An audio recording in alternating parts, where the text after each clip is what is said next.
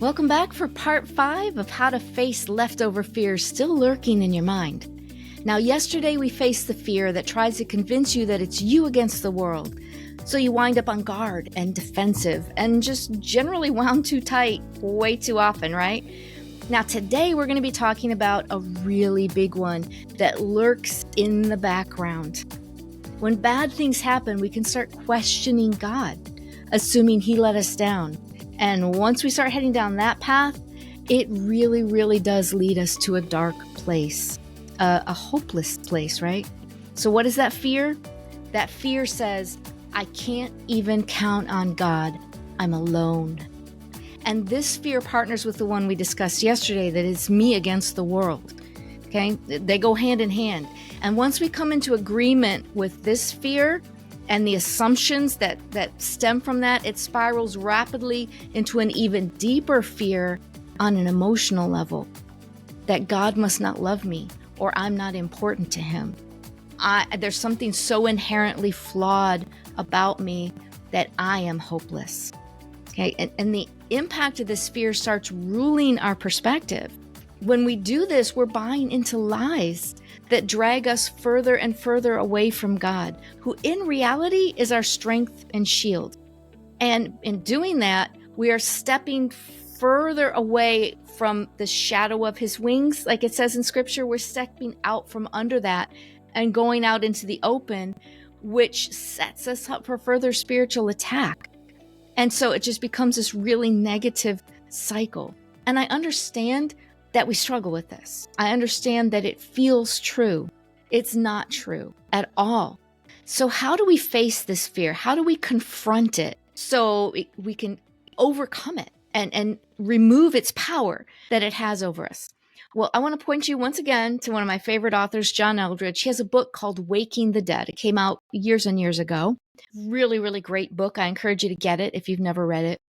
But in that book, he has 3 eternal truths, he calls them. Number 1, things are not what they seem. We're making these assumptions about what's going on, but what if things are not what they seem, right? Number 2, this is a world at war. This is a reality that we deal with. This is a truth. We were born into a spiritual war. The war in the heavenlies that's going on plays out here on earth. And, we've got Satan and his demons, and they prowl around, right? Seeking for someone to destroy. They want to steal, kill, and destroy. That's what they're all about. This is a world at war. That is a reality. And we have to see things through that lens to help it make sense, right? And number 3, eternal truth, is you have a crucial role to play. You're not meant to be some wallflower sitting on the sidelines. This is a big epic story. This is if you thought like Lord of the Rings trilogy was big and all those different ones, this is a huge, the ultimate epic story. And you, my dear sister, you have a crucial role to play in this. So stop and think about, when you look at it from that vantage point, wouldn't the enemy want to take you out? And if he can't physically take you out, well, then he certainly wants to squelch you, to subdue you, to make sure that you don't fulfill the role that you're meant to play in this epic story that we have. So coming back to the perspective of these 3 eternal truths, things are not what they seem. This is a world at war, and you have a crucial role to play. When you get a hold of that and wrap your head around that, it's a game changer for your perspective.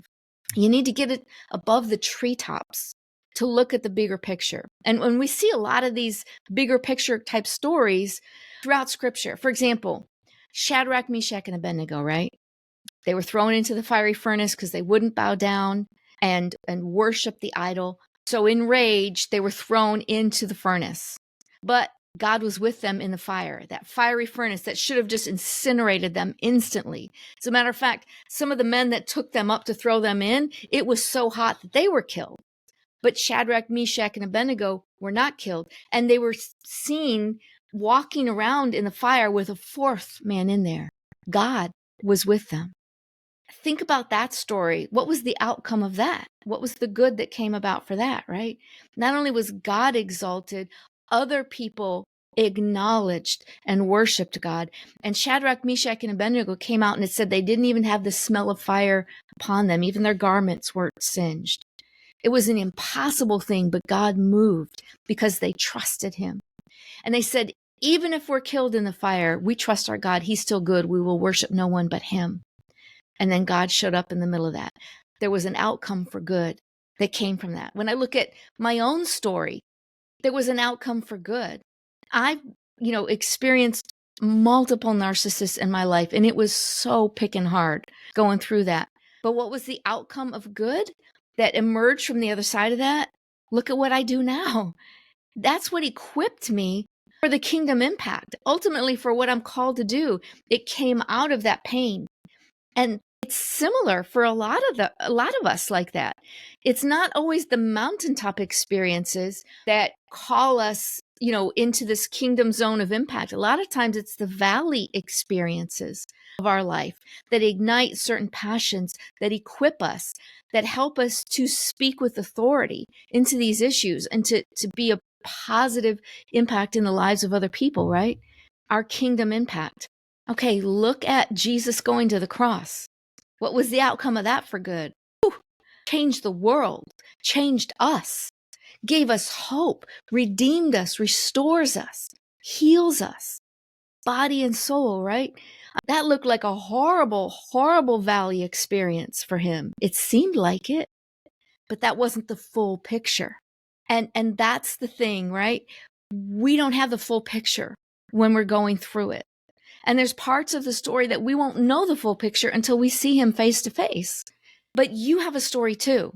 So I want to encourage you to switch your perspective to think about what's the outcome of my story that's for good. Like if you were to get above the noise and the pain and the fears and the emotions, what comes out of that? How might God use your story for good? See, the reality is God allows us humans to exercise free will, right? If he didn't, then, coming to him would be meaningless because we'd be nothing but slaves, right? It's only the fact that we have free will that makes it so amazing that we can come back to him and we can have this love relationship, and he wants your heart. But God didn't do those things to you. The bad things that we went through, he didn't do it to you. And yep, here's the stuck point that we run into. We say, well, God's in control. If God's in control of everything, why did he allow it? Well, why did he allow it in my life? It was hard. But again, on the other side, I'm doing something that has kingdom value. It's so fulfilling to me. I get such joy walking with women like you and seeing you rise above, seeing the transformation, seeing you step into your kingdom purpose in a way that would not have been possible had you not been through these valley experiences. Those things are the catalysts to our growth. So God didn't do these things to you, but maybe he allowed it because he believes in you. He trusts you to stand in the fire with him and to go through this and to emerge on the other side into a story that is just amazing and epic and powerful and life-giving to you and to others around you, right? What the enemy tried to weaponize against you for destruction can become the catalyst of your empowerment for good, for your role in this incredible story. Romans 8:28 says, we know that in all things, God works for the good of those who love him, who have been called according to his purpose. You don't see that until you get above the noise and you take that 10,000-foot view and you start to see the beginning from where you're at now, and you see all those things, and you see how things tie together and who you are now as a result of this, and you reach that point where you can actually say, I wouldn't want to go through it again, but I'm grateful for who I am now as a result of walking through this. Psalm 46 verses 1-3 reminds us, God is our refuge and strength, an ever-present help in trouble. Therefore we will not fear, though the earth give way and the mountains fall into the heart of the sea, though its waters roar and foam and the mountains quake with their surging. Isn't that what it feels like when we're going through those valley experiences? The earth gives way, the mountains fall into the heart of the sea is tumultuous, roaring and foaming. The mountains are quaking. Everything about our life is being shaken. Sometimes that's not a bad thing. because of the good that can come from it. He doesn't do it to harm us. He doesn't do it to us. It could be totally someone else's free will that caused it, but he's there in the fire with us and walks with us out of the fire into a new chapter of our story. It's incredible. So I hope this week has been helpful for you, just as a starting point to turn and look at some of these fears.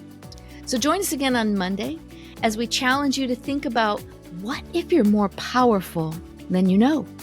And, spoiler, you are, especially as a result of what you've been through. But we're gonna break this down, and we're gonna look at some specific areas that make you more powerful than you know.